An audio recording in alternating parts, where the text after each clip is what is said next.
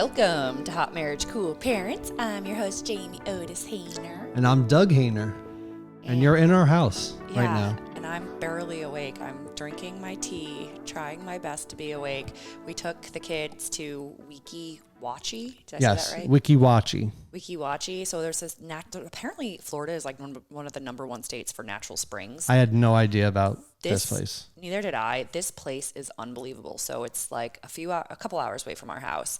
And it's just north of Tampa, and it is like the most refreshing spring water that you just swim around in. It is cold as can be, but when you live in Florida in the summer, it was like 98 degrees. Yeah, I mean, last week when we went to the beach, you jump into the Gulf and it's the same temperature as the air. Yeah. It is crazy. It's like 90 degrees. It's actually a little concerning because down in the Florida Keys, they said they had a record temperatures of like 108 or something like that for the water. And so you can imagine this is not an eco type podcast, but I don't know. I just think about the wildlife, like the sea creatures and whatnot. So anyways, Weeki-Wachee, the kids, of course, loved it because Henley's obsessed with mermaids right now. Yeah. There was like a half lazy river. Oh yeah, it wasn't a full circle. It was just it was really interesting. But it was on natural land. Like I'm really into just nature, and so instead of like all these, and there's nothing wrong with the built up things either. But imagine being in like real water in the real like nature. There's just like palm trees and fish swimming below, and there's like and Henley's here. Of course she is. I don't know if you just heard, but she goes, Dad. Yeah. Well, the whole clear spring thing. It was amazing how crystal clear the water was, and how blue and like turquoise the water was. It was actually pretty cool. There were real mermaids swimming, and they did a show, and it was just amazing. And it's like it was just very, very relaxing. But today I am like, whew, we have a lot to do today. So we have a Meet the Teacher today, and Henley is in first grade. Henley's going in first grade, and I feel like kindergarten was all sorts of like emotions and whatnot. Yeah. But with first grade, I'm like, I'm ready for her I'm excited for her rather than being like sad she's going back to school. I'm just like excited. I'm like, all right, I'm like dying to know who her teacher is going to be because they haven't told us yet. And so I'm going to find out today. And then she starts school in 2 days. I'm like, does anyone else go through this? And first of all, who starts school in August? This is so early. Like August 10th is her first day of school. And August... it's like it's already here. And August 8th is the day we find out the teacher. And I'm like, that is... Like, we don't even know. I mean, this is just wild. I don't feel prepared. I feel scared for her, which, of course, I'm not letting her know that. Yeah. No, I know. Well, and it's so different than when I was in elementary school. And I don't know what it was like for you, but the whole idea of going to elementary school where we lived was you would get on a bus. And a lot of people in New Jersey, my family, anytime, kindergarten, first grade, all the way up through high school, really, you get a bus. You get a bus that comes pick you up at the bus stop. Did I say Henley? Yeah. I meant to say, I am so tired. But it's also because in Florida, there's school elect. So you can go out of district. You can go to any school out of district. So there's buses here as well. Right. But it's when I was thinking about it earlier, when you think of your kids finally going to school, you almost look forward to, and well, I guess it could go both ways, but you look forward to that moment where you put them on a bus and they go to the school. Yeah. I mean, I actually have a picture, I think, of myself. Is that Henley? Yeah. Yes, Gracie, we're in here. Come on in. We're in the office. You want to say hello to Henley for a minute? Yeah. Our little girl. We started this podcast when she was like 1 year old. I know. Hi, babe. You want to come in and say hello? We used to do this podcast while Jamie was breastfeeding. Oh. Okay. You got to keep it plugged in, okay? We're letting her play a game on the podcast. You have to give it a moment, okay? Because she doesn't have camp or anything right now, so we're letting her play a game. Say hi. Say hi, Gracie? Hi. Henley, what is something that you're very excited about for school? Seeing my teacher. Yeah, we're going to find out who your teacher is today, right? Yes. Are you excited for first grade? Yes. You are? What is something that you're most looking forward to when you start school on Thursday? Math. Math? What? Wow. What do you want to be when you grow up, Gracie? Mommy. You want to be a mommy? Oh. You don't want to be a stay-at-home dad? What do you want to be? Do you want to be anything else? You've always told me one thing that you want to be when you grow up. What do you want to be? Doctor. Yeah. Doctor. That means we got to study a lot, and Oh, wait. you have to eat more vegetables Her face. and go to bed on time. That's how people become doctors. Say, Daddy. Daddy, that's not how it works. How does it work? You have to study and grow up. You have to study and grow You're up. right. So what kind of a doctor do you want to be? Nurse. A nurse doctor? Do you know With Mommy was a Mom nurse? Yeah, Mommy was a nurse. Mommy used to help deliver babies. Yeah, I did. Do you remember that? No. Henley, don't do that. That's not nice. Okay, honey. Henley, Let's give us a couple of minutes wait now. a okay? second. I Okay. wanted to ask her some more questions. This is going to be so memorable for us one day when our daughter's graduating. I don't I want to know. think that. Henley, so tell me some more things about your world right now. So, what is your favorite subject in school? Playing. Playing on the playground. Playtime. Playtime is such a fun. PE. PE, that's a really good time too. Art. Art. PE was my favorite. What kind of school did you go to, young man? It had walls, windows, desks, chairs, and people. Doug, give her the mic. I did not. I didn't have windows. I did not have windows. You don't go to a school with windows? Our sweet girl. So she's kind of bored right now at home. And after we're done podcasting, I'm going to take her to go get her book bag. That's so and exciting. Her lunch bag. Did you ever have a trapper keeper? Oh my gosh, yeah. You remember are those and things? what about like the 5-star notebooks Yes. with all the pockets in it? And that was the cool notebook. If you didn't have the one with pockets, then that wasn't cool. No, the trapper keeper was what set the standard for coolness. Oh, well, I didn't have a cool trapper. Do they have trapper keepers now? I have no idea. But That used to be amazing. What about shoes? I remember my mom, we had obviously a lot of kids, and my mom was a single mom who didn't even really have a job. And so we couldn't get like new shoes every year. And it was the most embarrassing thing because I had to wear like the like white, like cloth shoes, you know? And I wish I just rocked them and was confident, but instead I was like cringing with my feet underneath the desk, and everyone's like pulling up their feet, putting them on the table like, ooh, look at my shoes. And anyway, so I always want to make sure my daughter doesn't have to go through that. But I also think it brought character to me. And so I'm like, well, I don't want her to also just have everything she ever wants. Like, we shop secondhand all the time, and I want her to know that that's fine and it's good. You know, we don't have to have the fanciest things all the time.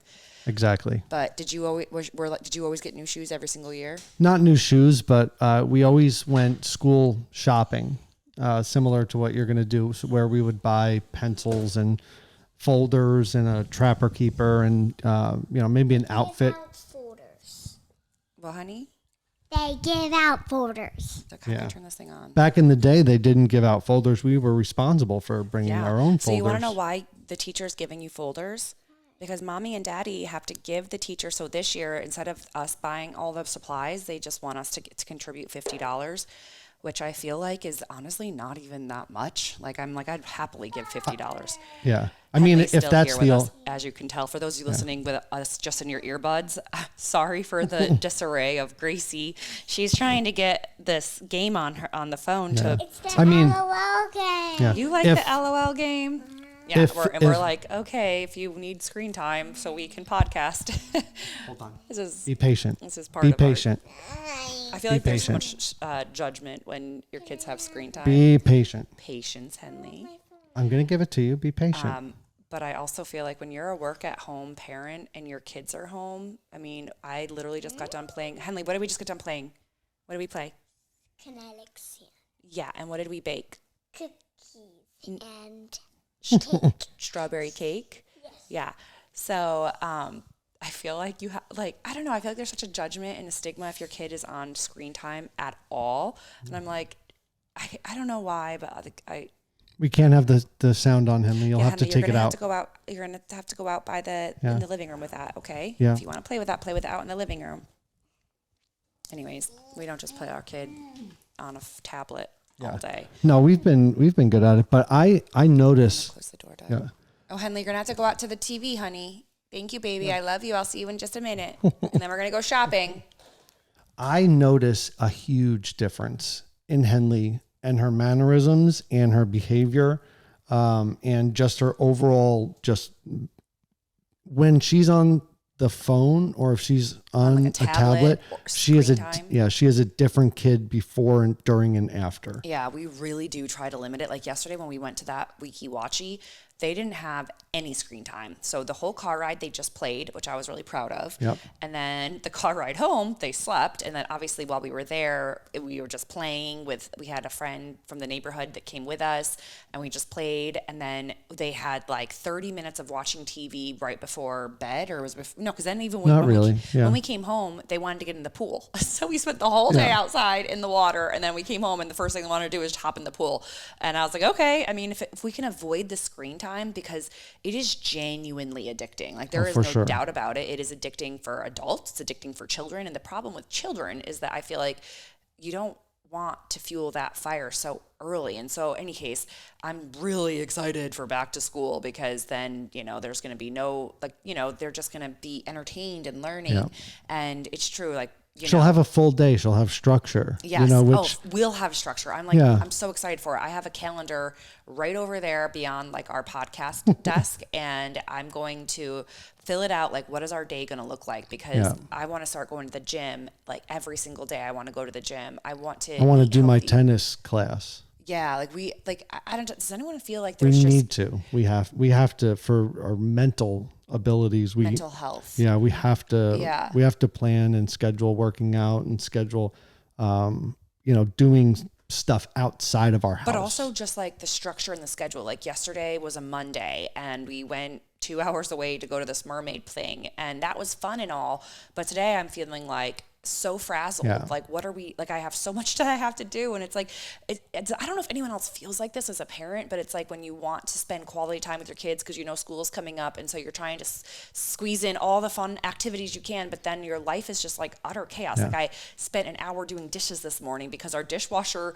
was half empty. They were clean. So I couldn't fill the dishwasher. They just needed to be unloaded. And we've been just on the go that everything was just halfway done. Yeah. And so I guess the point of even sharing all of that, like, I guess, because I haven't shared that like on Instagram or anything, but I guess the point of sharing all of that and like the screen time and stuff is that, well, first of all, it's okay for them to have some screen time when you work at home or just at all. And you can't, like, your whole job isn't to just, even if that is your whole job, I can imagine you still need a little bit of time to just breathe. And so that right now, we're working, sharing this podcast, and it's okay for our daughter to be playing her LOL game. It's just that we do notice a difference if she's on it too long. In her attitude. Yeah. For she sure. gets real sassy. She gets angry and grumpy and very impatient. Like, these are things that we genuinely notice. And so we probably could have done without Wiki Watchy yesterday. Yeah, because we're a little frazzled today, but that's okay. What's funny though? It's a sense of FOMO though, because you hear mermaids and you hear this experience and you're just like, oh, our kids would love it. Yeah. Not even thinking that, this kid's had an action-packed summer. I know. And she doesn't necessarily need it, but we were going out with new friends and that's the thing meeting. Too, and like on a very personal level for me that I've come to realize is like the past few years I've really struggled with depression and anxiety, and obviously I haven't even tried to hide it if I wanted to, like I have just felt like I have been sinking for so long. And it's probably, I know that everyone who follows me on Instagram, I mean, you've seen it. I try to put on a happy face. I also try to be very transparent and real and raw and honest. And I think I figured out what my lack, I guess, was maybe. Well, first of all, I don't want to look at it as a lack, but like, I think that we've transitioned so much in life, so many different times. And for a long time, community wasn't something I was even striving for. I mean, I would just fly back and forth to see my family, and I would try to stay a part of their lives and a part of your family's life. And that was all the community I really cared about. Like, especially once you have kids. Yeah. That's your own little community. And that was the other thing too, is that I just wanted to have my own kids. And so I was really focused on just like us growing closer as a couple. And then, I wasn't focused on making friends. I was focused on growing our family, staying close with our family, like my siblings and your family. And so now that we're in Florida, I mean, that's still our focus, but we're also trying to make friends in this new home that we just moved into. And I just realized this morning, I'm like, I think that's it, because our friends invited us to that mermaid show and the mermaid wiki-wachi. And when I say friends, I mean, I've only met her and hung out with her a couple times, but I'm trying to develop friendships, like a real sense of community where we're not just living down in Florida all by ourselves here. Because, well, your family's always a fail-safe, because if you're living in the same area as your family, you always have them where they can stop by, they can do things, they can say, hey, you want to go somewhere? Yeah. You know, you have that luxury. When you move to a different place, you don't have that. So you have to rely on friends and making friends to build a community. And I feel like life is lonely if you don't have that community. Life can be very depressing, and it could be just sad if you don't have that community. So I'm really trying to nurture a community. Like I, was room mom last year, trying to make friends first year of You were a school. Great room mom, by the way. Oh, thank you. And you were committed. Through it all. Thank you. I tried my absolute best. I really did. And I enjoyed it. And I made friends. And so it's so cool. I've thought today how, 2 friends that I made from Henley's kindergarten classroom, they are like, oh, do you guys want to go to the gym? And then after meet the teacher, we could have lunch. And I was like, literally just sitting there, and I could literally cry. Maybe I will. I guess maybe I will cry, because it's like, wow, I have friends. That sounds so bizarre, but I have not had friends. Like I moved a lot as a child. And so I never had that core group of friends, and then just getting married and then trying to insert yourself into different a family groups in a different state. So I moved to Jersey after I got married to you, because I was wanting to get closer to your family and become part of your family. And as much as I love your family, it's family, and it's not so much like friends. Like you gotta have both, I think in life. Sure. And so like I haven't had friends. And like, I know if you follow me on Instagram, you know that, because like I'll DM you and talk to you. Like, that's literally why I call you my girlfriends, because for a long time I had no friends in real life. And so it was just really nice to be able to go to a community on Instagram where there's like supportive, loving women. And not for nothing, but some of my real life friends now I met on Instagram. One of the women that lives in this neighborhood, I met her primarily through Instagram, but we also went to the same church. And now she's one of my good friends, and I love her to death, and I live in the same neighborhood as her. And so Instagram is always, obviously, and social media in general is, it can be, there's good and bad and everything, right? But I am very thankful. Making friends used to be easy. It is so hard to make friends. And I've been working really hard at making friends. I've been trying so hard to make freaking friends. Well, it's exhausting. Yeah. I kind of look at it, it's just like going to college, but for, where you go to college, you don't know anybody unless you go to college with somebody, and then you kind of branch out and make friends. It's kind of the same for grown-ups or parents that move. Yeah. It's the same sort of process. Yeah. It's just, And then there's like an extra added layer, because you have, well, for us anyways, we have children, and we want to make sure that they have friends in a community. And I don't want to move them from place to place. I want them to really be grounded. Like, it took me a minute to realize that I was doing to my children exactly what I hated in my own upbringing, which was just moving 24/7. When we were on the road trip, I shared this before, but when we were on the road trip, and so for those of you who are new, we went on this 4.5 month or so RV trip cross country and back. And so every time we would stop at a new state and we'd be at a new campsite, Henley would make a friend, and then she would be like, we get up and leave. Yeah. And she could just never. And I was like, oh my gosh. She even said it. She goes, every time I meet someone and make a friend, we have to leave. Yeah. And that was at 4 years old. She said that, right? She was 4 on the road trip. It was last summer. So so the thought of that, and so now we're really trying to plant our roots here and build a community. And we go to church. We go to church. We're trying to make friends there, but it's like a kind of a big church, and so it's kind of hard to make friends there.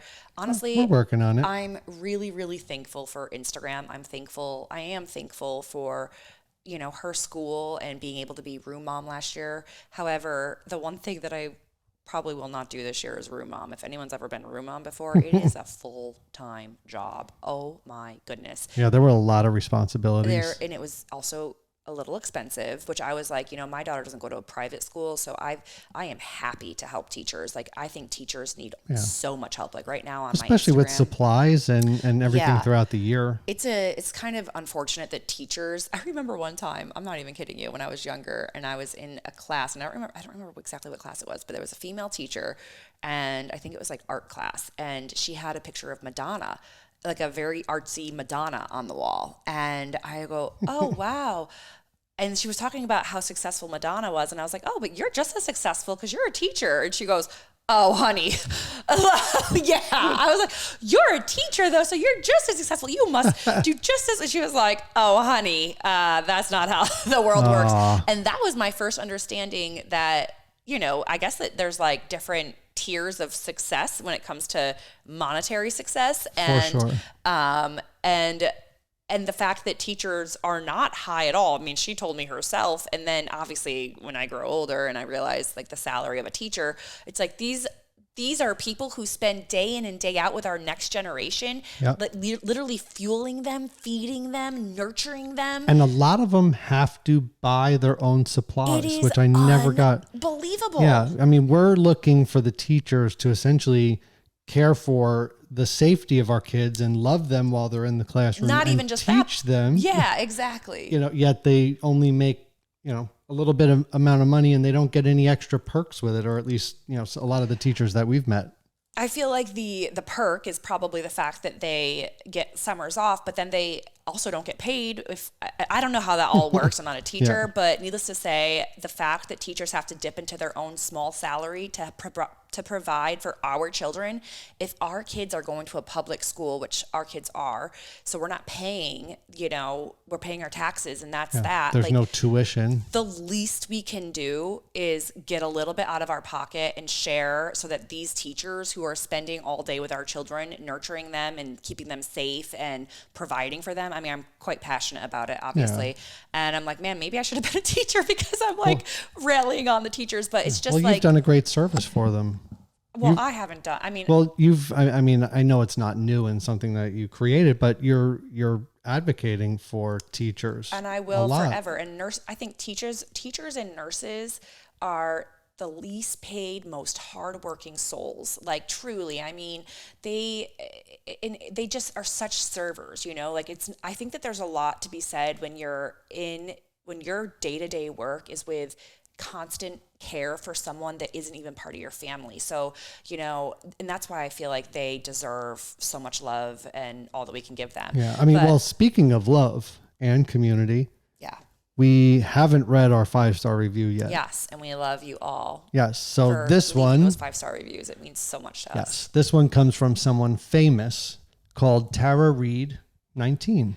I'm not sure. May or may not be the same Tara Reid. Yeah. We're not sure because there's not a picture with the review. But that's Tara true. Reid 19. Either way, you're famous in our eyes, and we love you. So you guys are a breath of fresh air. I stumbled upon this podcast because I followed Jamie and Doug on Instagram, and I am a huge MAFS fan.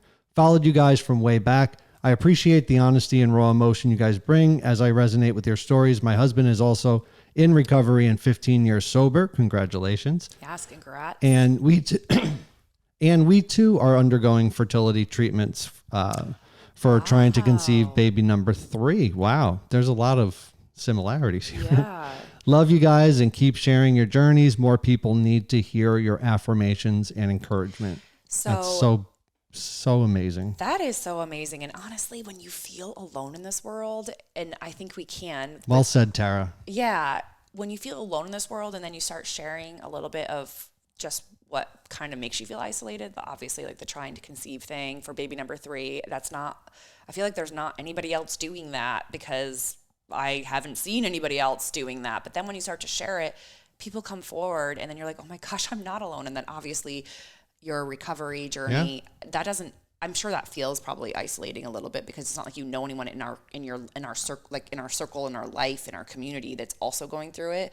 But I feel like sharing it has it. Yeah. I mean, for me, I don't need like, yes, it prompted stories and encourages other people to reach out and kind of celebrate it. But it was more for me not being ashamed by it as much anymore. You know, once I tell the story, say it out loud, then you kind of can't hide behind this little, blip in your life. And it was something that, I guess, the shame just sort of gets lifted off by sharing. I mean, not to say it again and again and again, but I truly think, Doug, every time I hear your story, it's like, it's so funny because as an outsider looking in, I'm like, gosh, you should be so effing proud though. Like, it's so interesting to me because for you, obviously you struggle with shame and embarrassment and you feel like, I don't know what I don't want to like put words in your mouth, but you feel less than or like a loser or something because you did all this. But for me as an outsider looking in, and also, why am I so emotional today? But like my mom and just like the fact that she hasn't been able to overcome it, and like I just see how that has really just, I feel like, I don't want to say destroyed her life, but kind of, like how you don't feel more proud is just shocking to me because you could have went down that path. And the simple fact that you literally almost died from it and all the people who do die from it now. And it's terrible. And I'm like, how does this man not feel more proud of his story? Like of the fact that you've been able to actually conquer it and defeat it. I think it's because I feel like I caused it. How do you feel like you've caused it? Like I feel like it was my fault for going down that road. And like, that's why I'm not. How is that your fault when the doctor prescribed that for you? Right. But I'm saying the reason, and in my mind, the reason why I do think it's weird trying to say it's an accomplishment. There's got to be other words for it. What do you mean? An accomplishment of so coming like just, off it? Getting off of it and staying sober. But like, the whole addiction part and getting into the position that I was in, I feel was my own fault. So it's tough for me to celebrate something that, I caused in the beginning. But I feel like if it was something where, if it was, I guess maybe we'll equate it to if I was, just randomly, I got bit by a mosquito and I got malaria. And then, not many people survive from malaria, but I did. Like, that would be an accomplishment. That would be something to celebrate because, I was able to fight through it, get through it.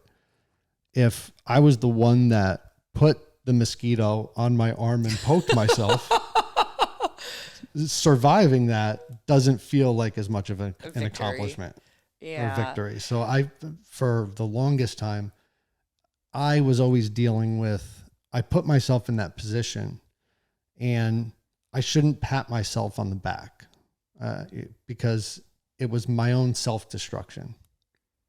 Well, so it's tough for me to give myself credit for something that I chose to do. And when you get hooked on it, it's a disease and it's tough to stop. Yes. Yeah. But, my bad choices, led you to be hooked on it. Exactly. And took a piece out of me. Now that's one part. And the other part though, is trying to, I guess, reconcile or come to terms with, what I never like to live a shoulda, coulda, woulda type life, or regrets, but you can't help to think about, what if you made different choices or, you had this going for you and then you chose this and it just kind of ruined everything. And so that's, So you feel like if you made different choices, it probably would have been better. Well, I just feel like if it's me that caused the pain and me that really caused it in my choices, me getting through that is a something that, I think is great, but it's not something that I celebrate. Yeah, I get that. I definitely get that. I don't know if that makes sense. That does make sense, but there are a lot of first of all, I'm not a therapist, but I feel like you should go to therapy and we have a therapist and you should talk to Kara about that because I can't imagine that you didn't, it was a bad choice you made, but like we all make bad choices every single day. some of them don't happen to be so addicting. Some of them don't happen to be prescribed by doctors, you know? Right. And so I feel like that's the issue there. And so you can't beat yourself up for making a bad choice that then became so addicting. And also, like, it started off by being in the hospital and the doctor was giving you this medicine. Well, didn't it? Well, so, and I may have just explained it wrong or gave it. So I'm just referring to now, like, and not sharing it before was like, that was the reasoning, you know, without sharing it. Like, now that I shared that part of me and just sort of opened up the floodgates, like, I'm forgiving myself and I'm able to grow from it and I'm able to see it as, you know, somewhat of an accomplishment. But, you know, if you ask me where, you know, before I mentioned anything, you know, like internally, that's what was going on. I was beating myself up over it. I was just thinking about the people and that I disappointed. I was thinking about just, you know, how many bad choices I made, you know, where things could have been different. That's what the battle was in my head. But now that I shared it and now that I kind of let my skeletons out, I don't feel that same pressure to, you know, and I am starting to see it as, this is life. Yeah. This was the life that was, you know, this is the path I'm supposed to be on. Yeah. How else am I supposed to look at it other than everything happens for a reason? And I used to think that my entire life, everything happens for a reason. And maybe this is what was supposed to happen to me.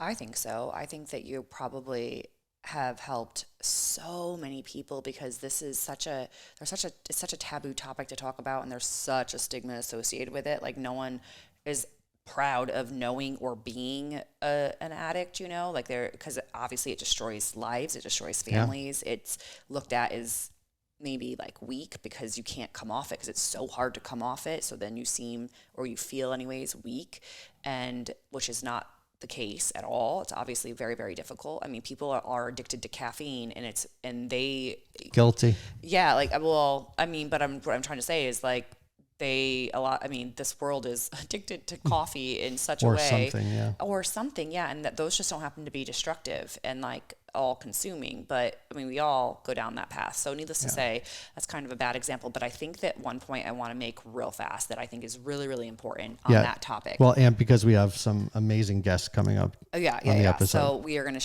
going to definitely wrap this up. But one thing that I want to, like an amazing point that I want to make that I've really learned through like therapy and healing myself is that what you focus on, so what you have been focusing on is all your bad decisions, the bad choices that you made, and just all the negativity of that situation is all you've been focusing on. So that's all that was coming to you.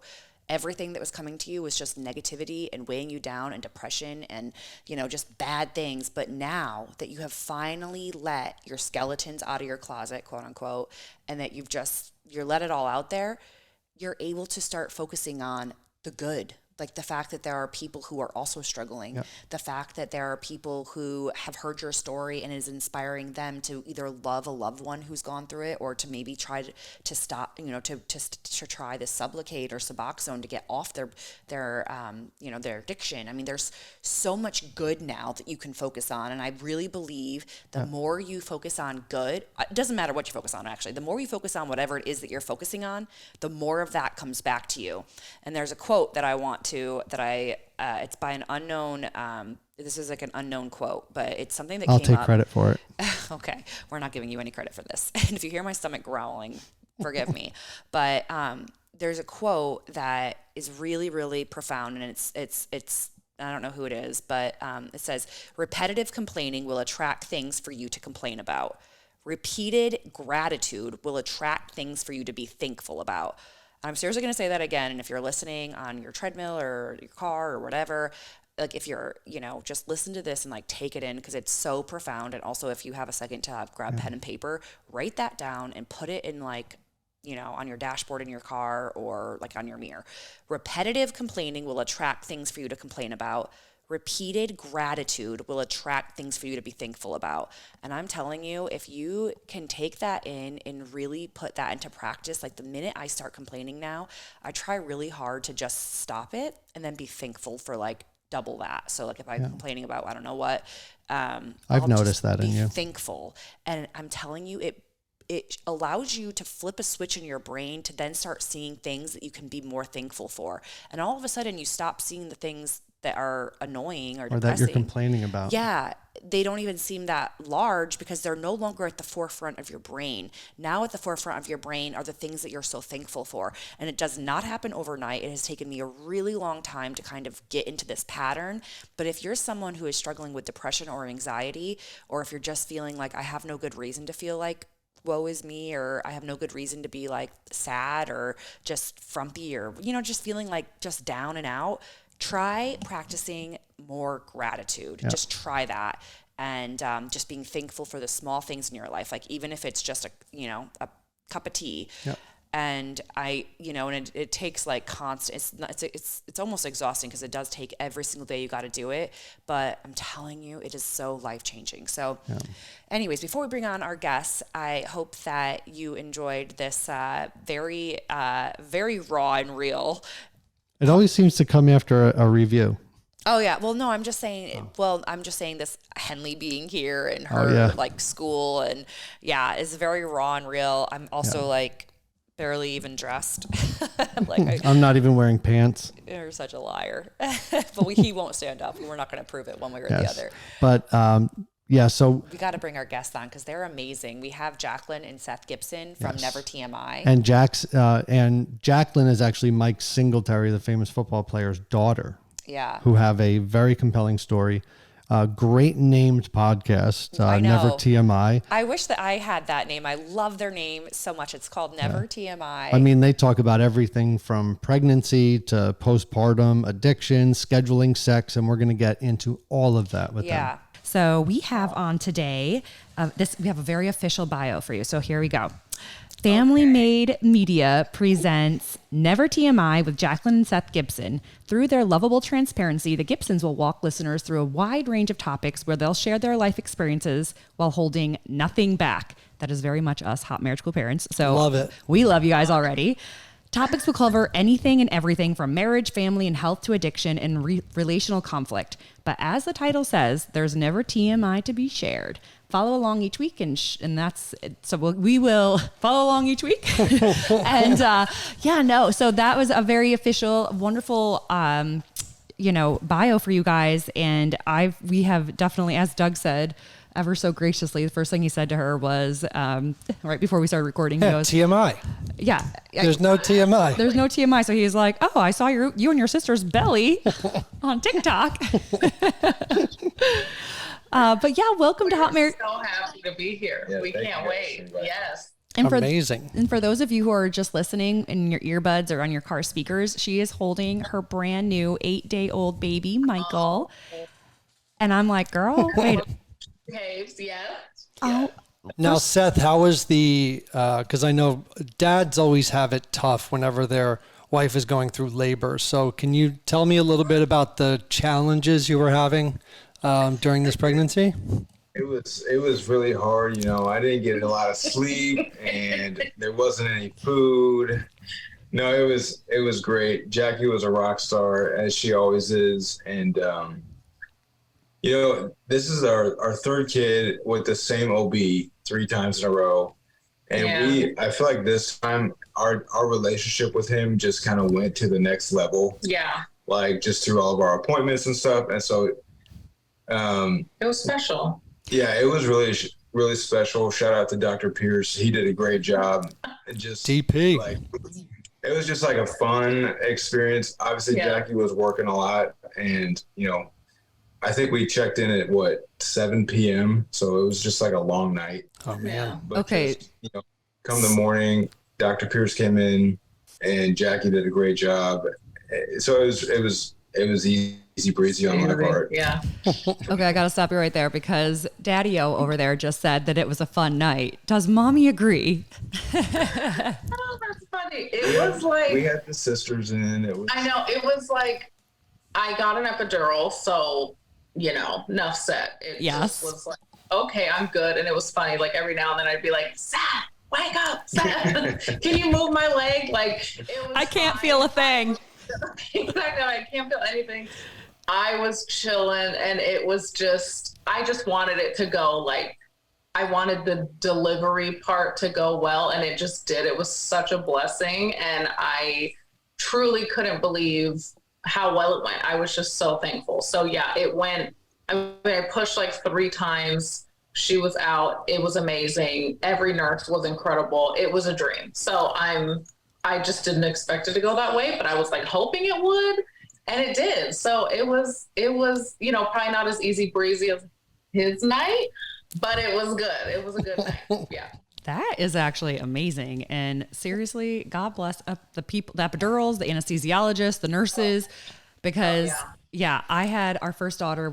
I was a labor and delivery nurse. And so I've seen it over and over again, like with, No way. yeah. Yeah, Jamie was trying to bring the kid out herself. Oh, I touching really was. the head Oh and my gosh. I mean, I'm checking how dilated she was. She knew it all. I was really trying because I was like, I feel like they tell you you're not quite as dilated as you really are so that you just hold on until we're all ready, and, Absolutely. but anyways, so with my daughter, I had the epidural and it was kind of similar. It was wild because you're having a baby. There's nothing like it. It's a miracle, but it wasn't like you see in the movies, like it was very uneventful, A lot more fluids for sure. Literally. Oh yeah, I know, right? There's been a lot more there. No, I literally told my sisters, I was like, you guys can go. Like, I feel terrible. Like, you are not getting sleep. You're just waiting for this thing to happen. But I was like, nothing's happening. So you can feel free to go. It did feel that way. It was just like, well, we're just waiting, and it was nice though. That's awesome. That's awesome. So there's a couple topics that I really want to dive into with you guys because I definitely scoured your Instagram myself, and you're going to get a new follower. I'm going to follow you because, Sean and Andrew obviously introduced us. For those of you guys listening, Sean and Andrew are we love them. And through Family Made. Yeah. And so we're part of Family Made Media, and so are Jaclyn and Seth. And we were talking to them and we were like, we are looking for people who are like ourselves to have on the podcast. And they were instantly like, you guys, Jaclyn and Seth. Yeah. Immediately. And so then and it's so nice to have someone that you trust to kind of connect you as relationships because. Oh, absolutely. Yeah. And then I'm like, wow, I feel like we have a lot in common. Like just the Never TMI, the way that you're just so real and down to earth and you're not trying to put on a show. I mean, you're in a t-shirt with your newborn, okay, let's talk. Yeah. Yes. And for anybody in our audience that may not know you guys, could you tell us a little bit about how you came to Family Made, maybe the transition to becoming an influencer? Yeah, absolutely. So I used to be a photographer and kind of just here and there, obviously use my Instagram to network and market and all that kind of stuff. And just started sharing everything, probably too much, and started to slowly grow. And I was like, I really enjoy this. I really like this. I love people. I don't care where they're from, what they believe, all that kind of stuff. I just have always been interested in people's stories and who they are and what makes them them and all that kind of stuff. And so I just by nature am a very open person. I feel like, I don't know, there's just so much beauty and vulnerability and just being open. We're all crazy and messed up. So let's share about it and help each other and all that kind of stuff.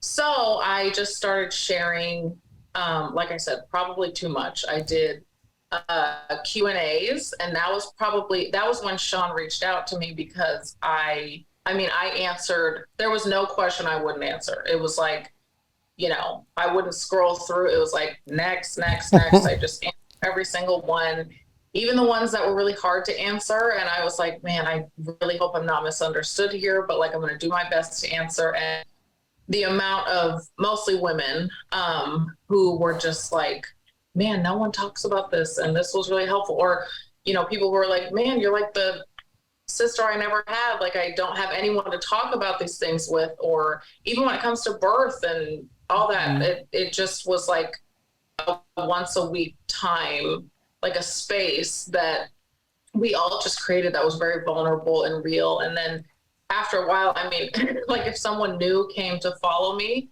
they were like, can I just ask, like, I'm new here, but why are all these people asking about sex and this and marriage? And I was like, I'm not. They're like, are you a sex therapist? I was like, nope, absolutely not. Like, never wanted to come from like I know everything place. It was just like, let's just share, you know, with each other or keep it whatever. real. And so Sean reached out and asked, you know, I think she was like, have you guys ever thought about doing a podcast? And we were like, no, but we're open to it. And so that's how, you know, we wanted the podcast to be just a place where we can kind of talk a little bit deeper about things. Obviously, you know, a Q&A on Instagram, you only get a certain amount of, it's just a little bit of space, you know? So the podcast was like, actually, this would be really cool to like really dive into our boundaries or sex or things that have happened in our marriage and be able to talk about it openly and vulnerably, because there's so many people who are dealing with the same things, or their husbands are dealing with the same things and they don't know what to do or, you know, how to get through it or whatever. So that's kind of how Never TMI was born. Well, I love the title. Yeah, and absolutely. Talking about Never TMI, I'm going to go right there because you guys schedule sex and... Well, wait.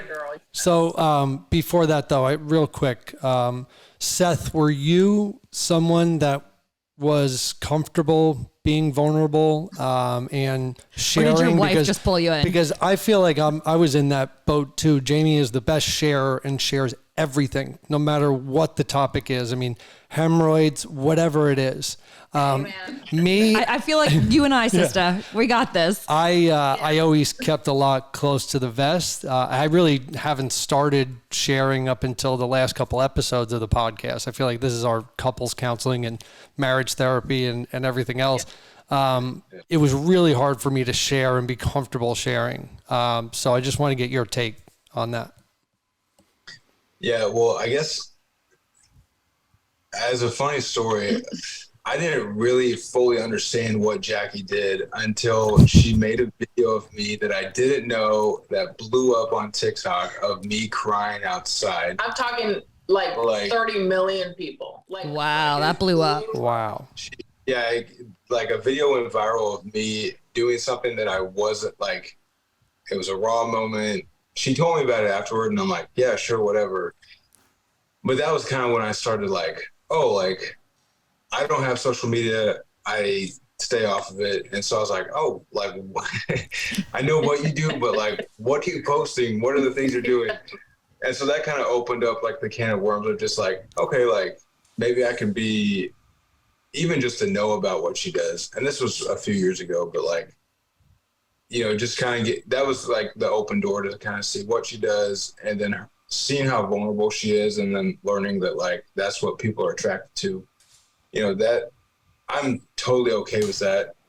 Part of my past, kind of like what you said, Doug, it's like I used to be super close to the chest, didn't want anyone to know anything about me because I was afraid people would judge me for it. And it wasn't until I really started sharing about my experiences is where I found the freedom. Like there's so much freedom and truth, and just like being able to live exposed just took like a huge weight off me. Mm-hmm.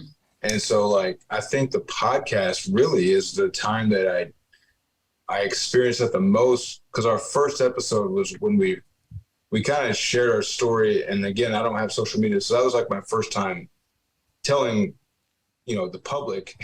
Introducing yourself pretty much at that point. Not only the public, but parents. His parents, so like, it was a lot. So it was just like the first time I really like, just to be vulnerable like that, it really felt like a weight was lifted. And to hear some of the feedback of like how much people can relate. And I think we need that. But I mean, my role in this whole thing has been super easy. I'm simply here by the grace of God. Just like I married someone way out of my league, and Jackie's just worked super hard to get where she's at. And I don't deserve to be on a podcast, but here we are, and it's been a great ride. So.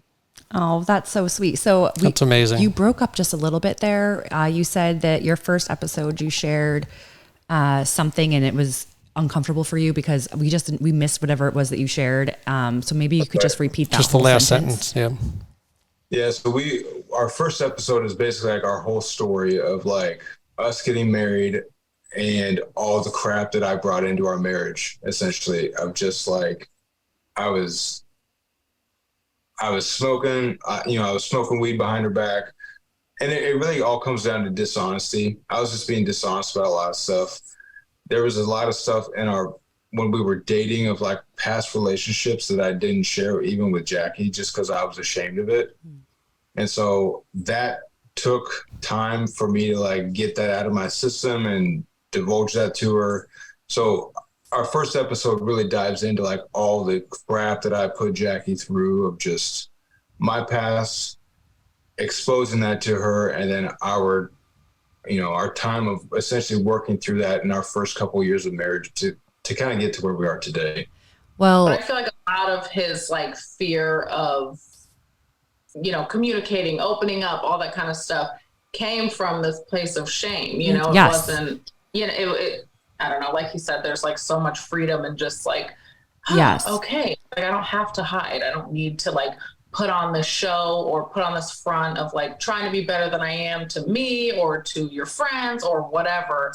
So I feel like once he started being open and sharing and was just like, okay, if people are going to judge me, they're going to judge me. That's fine. But I feel like we saw the complete opposite response that, we were expecting. And there's been some hard conversations, like we said, like his parents had no idea, like it was, so he got a call from his dad and that was a rough call, just being like, what, who are you? What? So very interesting, but it's been incredible. And I'm proud of him. He's I think really, that's amazing. Good for you. I think that's awesome. And honestly, our stories are very similar. Very similar, yeah, because my husband and I, kind of. Well, we didn't date. We kind of got married right away. Yeah, we were married at first sight. So there's that. But there was a smoking thing where I was smoking cigarettes and I lied about it. And our first podcast episode back, I shared my struggles with opioid addiction and going through and me finally trying to get off the medication that I've been on to kind of curb that addiction part of me. And it was, which he hid that from me as well. And so, so much shame and it's just like your story I was just relating to the whole way where it was like, I, excuse me, I'm the oldest out of, I have a younger brother and sister that, look up to me. I was the captain of every sports team that I've been on and, college baseball and everything. And I've always been the person that people would go to. And I would always put on, the happy face and I would always say things were okay. And, when behind the scenes, like I was just deteriorating as a person and there was so much shame and sharing and everything else with that. And then finally it was like I shared and the response was overwhelming. Like it's just so touching. And like you said, it was a weight lifted off of my shoulders. Just, you're not anticipating the question that you don't want to answer. You're not anticipating having to,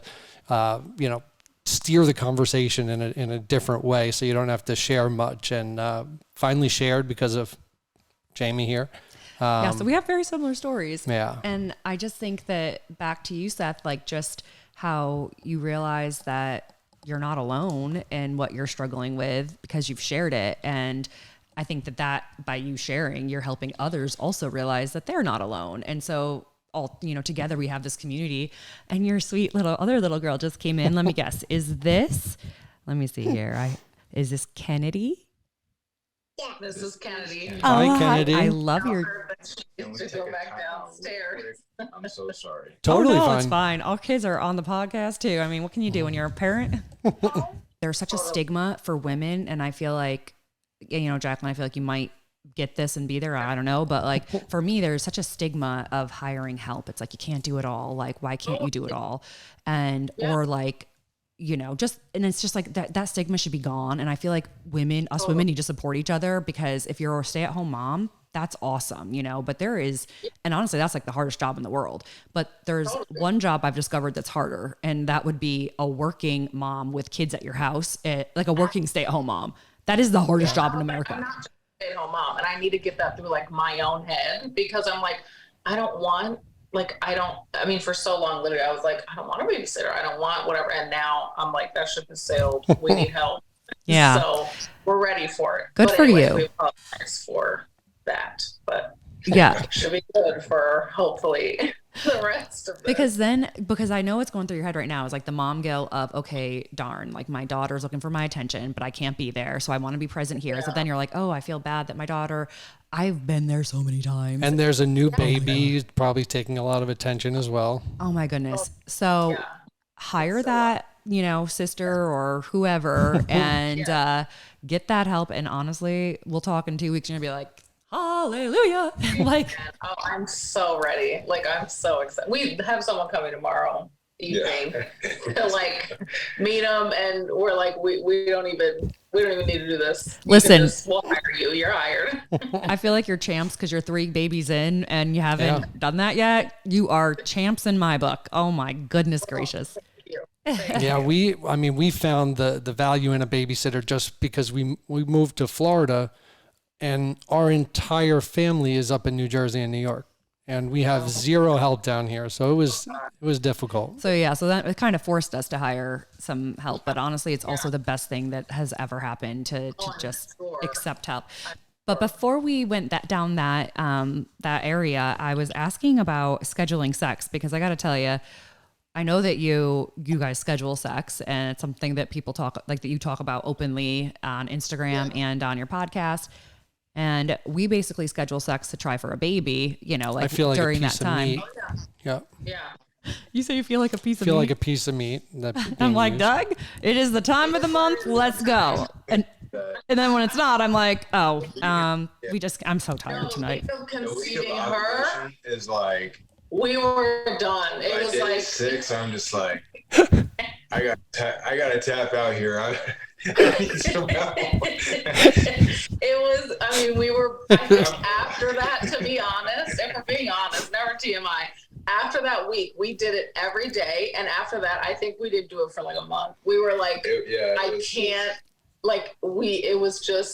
it's all consuming. So we get it. I get it. I had to go back to, I don't know if you've read Tim Ferriss's book, The 4-Hour Workweek. Oh, I have that book. I haven't read it. I probably should.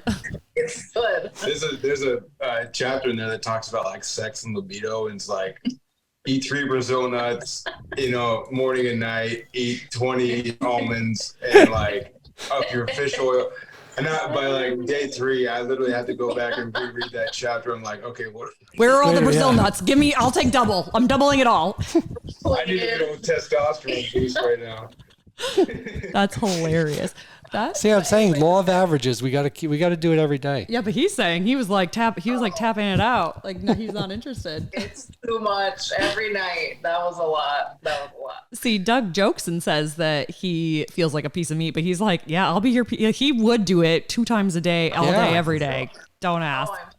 Oh yeah. So how do you schedule sex, and what does that look like? Is there an emoji on your calendar that you both know of, or do you like pop out like a secret word, like, like, I don't know, pineapple, it's the night? No, I know. It's funny because I feel like whenever we talk about it, people are like, oh my God, or I posted a video recently, and obviously there's people who are like, oh, that's healthy. That can be so wonderful. Like, if you're not doing it, scheduling is a great option. But there are so many people who are like, it should come naturally. It's so forced. Like, that is so like, you're in the wrong marriage. You married the wrong person if you have to schedule it, whatever. So like, it was probably like a couple months ago, and it was this video that went so viral simply because there was so much hate. And, people were just like, what a horrible thing. Like, oh, I don't even want to get married if this is what it looks like, whatever. And it's funny because people are like, okay, can you tell me what it looks like how, and in the beginning, when we first started like scheduling it, I put little hearts on my calendar, like on the days. He had like a little reminder on his phone. So there was an emoji. We were onto something. I know, right? There was like, it was just it. It was just like, it was a thing, and it felt like such a big thing. And after years, now it's just like we have in our mind, oh, it's been so long, we got to do it. It's time, you know? Obviously, especially with like pregnancy, obviously postpartum. Not doing it now. We know that. Oh, exactly. Yeah. Nothing's going in there right now. Literally. But, you know, in all that, I feel like that's when it's just so noticeable. It's like, especially in pregnancy, because it changes. In pregnancy, there's so much grace, just that first trimester, the third trimester, all of it. It's like, you just do your best. But when everything's good, it's like literally just a mental note of like, okay, has it been, and I would say like our goal is like 3 days, 4 days max. That's kind of like our mental goal. So we don't write it down anymore. But it's been so long. It's been years of like, this is our barometer. This is our like max amount of days. And if it happens more than that, great. If not, it's like, we got to make it happen. And sometimes it's literally like we're laying in bed and we're like, okay, tomorrow morning, like we just got to do it because, you know, and that's just the reality of like a marriage, you know, after so long, it's sometimes so romantic and special and sweet and sexy and all that kind of stuff. And sometimes it's literally like, okay, we're getting to that point, like, you got to do it, you know, and it's always so enjoyable. It's always, and that's what I always tell people. I'm like, never will you regret it. Like, it's like working out, you know what I mean? Yeah. It's not like, but yeah, just like working out, sometimes you're not going to have that motivation. And it's like, okay, I got to get there mentally, physically, but you're there, you're there, you know what I mean? So, yeah. I like that max 4 days. I think we should try to implement that. Yeah. I think it's been a month for us right now. Trust me. There's those times too. Yeah. I think the thing about it is like, just because you schedule sex doesn't mean the schedule always stays the same. Totally. And so like you have to adjust to the season. And so I like, you know, third trimester to postpartum is just it's hard out here. It's touch and go. I'm sorry, it's a no. Like, yeah, that's a no. Totally get that. So it's like if I was in her shoes, by all means, like, you know, and so the schedule will change. And I think also we have benchmarks of like, you know, date night. We try to have date night once a week. Date night's usually a night that we try to do it. So it's like having those mental things, and just like Jackie says, we don't necessarily have it on the schedule anymore. We did. And even I actually just deleted what was the schedule on my phone like a week ago, because I was like, we're so far from this. Like we need to reevaluate. And you're like, she just had a baby, so this isn't happening for. Yeah, like the thing happening. So the schedule is always evolving, and it's just. But I would say our most like regular routine rules of thumb are date nights and like not trying to like a weekend morning. Like we try to make it easy on ourselves too, you know. Sometimes it's just like it's probably not gonna happen. Like in the evenings, we found we're like we're exhausted. I'm too tired. I'm done. Don't touch me. Like it's like I can't. And so we're like, okay, mornings, but that means we have to like maybe wake up and kind of get on it because we have children who are going to run in here in 15 minutes. So it's like we try to make it easy on ourselves. But yeah, it's constantly changing. Well, I think that's like marriage and any relationship and any anything that you're scheduling. And I think that it's interesting because I think your automatic reaction when you hear scheduled sex is the pressure, and that it's not like intimate, that it's just like a task and a chore. But the truth of the matter is that, well, first of all, I do think it's different though when you're pregnant or trying to conceive, because it does become like a chore. Like you're like, it is like a chore right now. I'm not going to lie. Like we've been trying for about 3 years, maybe a little less than 3 years. A little less, yeah. And I'm like, I don't want to throw in the towel, but I'm like, oh my gosh, like it's just, however, that's when you have to remember your marriage. And like, if you don't have sex, you lose that side of that intimacy. And so, Absolutely. And then you have sex and you're just like, why aren't we doing it more? often? Exactly. So to your point, it's like going to the gym. You dread it because you're like, ugh, I do not want to go to the gym right now. But then after you're done, you're like, oh, I feel great. I look so good right now. Oh my goodness.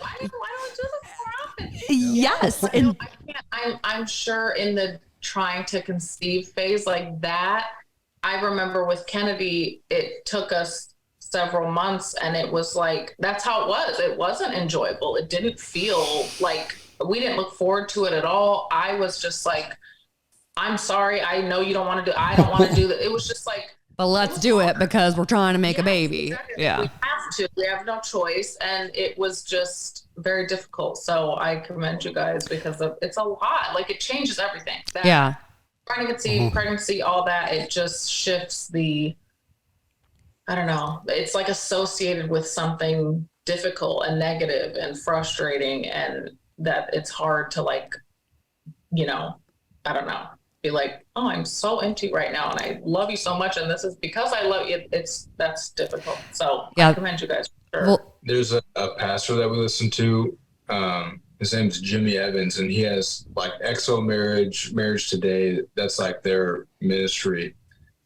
And he says, they've been married for, I don't know, probably 40 years or whatever, a long time. But he's like, the amount of times you and your wife actually have the same thought in the same moment of like, let's go do it in a span of a marriage is like never. 50 Yes. times. Like over 40 years. He's like, the amount of times it's actually been like, we both just want this at the same time. And that proves the point though, that like all the other times is there's a give and take. Someone's giving, someone's taking, and it's not too hard. Like, just like that. Doug said, like, and, for everyone listening, it's like, because it does. It sounds like you're making this a chore. You're making this a task. So I can see why the haters are saying that. But when you, like for us, like we have scheduled it as well, obviously, for trying to conceive and whatnot. And then, or like we will have it like on a whim occasionally. And then we're like, geez, why don't we do this more? But for us, it's like, well, our kids are in our bed. Our kids are in our bed. Our kids are in our bed. Our kids are in our bed. I can't stand it. I can't. But it goes back to getting help and finally getting a babysitter because we have a girl that comes once a week, same time, same day, and that's our night where we go out.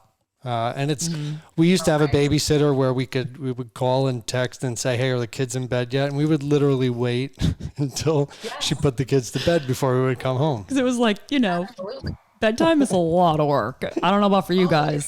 It's like a full-blown production, and every night we're like trying to find ways to cut corners. We're like, Same. She forgot about the story tonight.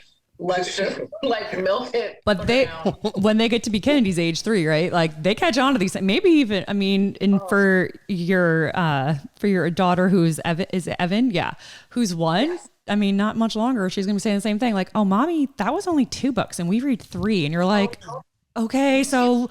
Mommy, like, where's that part of the story? Yeah, exactly. Yes, totally. But Michael there, she's like, this is the easy. I don't know. I feel like the newborn stage, people say it's so hard. The lack of sleep is hard, but like they're easy, right? Yeah. Totally. It's just, literally, I'm like, she requires not much right now. You know what I mean? It is like the nicest face. Kennedy requires by far the most. Oh, for sure. I think which you with a newborn is not the case, but it is. I love how they prepare us for motherhood, saying the newborn, like sleep when they sleep. It's like, okay, maybe if it's your first baby, but that's like impossible. Literally. Even with the first baby. If you catch a nap, they're like crashing on you on the couch and jumping and all that kind of stuff. Yeah. Yeah. Or if God bless all of like our husbands, but when you like have the husbands watch them and then they're like screaming and they come in the room and I'm like, okay. Literally. I'm like, I love you, but can you like say, he's like, well, they wanted to come in. I'm like, well, tell them no. I know, exactly. I'm like, I want to see them, so I don't want to kick them out, but I need you to be the bad guy and say, don't. Yes, please. Yes. Yeah. Oh, I feel it. Oh, well, Seth and Jackie, thank you guys so much for coming on and sharing way too much with us. I love it. Yes. We appreciate you guys having us so much. That was so great to talk with you. It feels like we're just talking with friends, and thank you. No, I feel like we are very similar in so many different ways. But for everyone who is listening, where can they find you? I know, Seth, you're not on Instagram, but where can they find you, Jackie? And then let's be honest, you are on Instagram. She's sneaking those videos of you getting 30 million views. Right. Well, before you guys share that, Seth, I think every male listener is going to want to know, how do you build up enough courage to ask Mike Singletary for his daughter's hand in marriage? Man, I was so nervous. So I lived in San Diego at the time. He was coaching the Rams when the first year they went to LA. Right. And I called him up and I'm like, hey, can I talk to you? And he knew exactly what I was coming out for. I mean, going up there, rush hour traffic, it took me 4 hours to get there. I sat down in a pizza parlor with him for 30 minutes. And he's just he tells me that he's like, I know exactly why you're here. Like, and I'm probably shaking, honestly, like sweating bullets. Yeah. I just try to create small talk with him. Like, that in itself is super hard. Even today, we have a great relationship, but just I'm an introvert. He's introverted. He's not going to just and he's so dramatic. So he knows what he's doing and he's going to make it. That's difficult. funny.